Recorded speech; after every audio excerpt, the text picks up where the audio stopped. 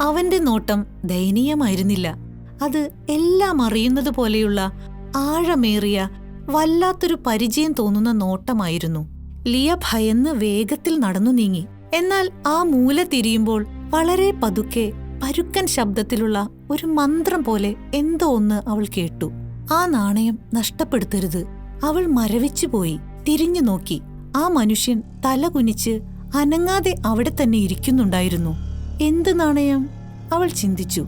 അവളുടെ വിരലുകൾ കോട്ടിന്റെ പോക്കറ്റിൽ തങ്ങി. അവിടെ മുമ്പില്ലാതിരുന്ന എന്തോ ഒന്നിരിക്കുന്നു. ചെറിയ ഭാരമുള്ള ഒരു വസ്തു.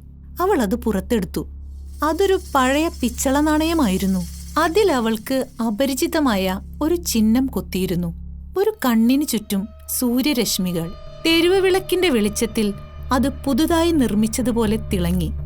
എന്നാൽ തൊടുമ്പോൾ നൂറ്റാണ്ടുകളുടെ പഴക്കം തോന്നിപ്പിച്ചു. ലിയയുടെ ഹൃദയമിടിപ്പ് കൂടി. ഇതെന്താ? തെരുവിലെ ഒരു മൂലയിൽ ഇരിക്കുകയായിരുന്ന ആ മനുഷ്യൻ പിന്നെ അവളെ നോക്കിയതേയില്ല.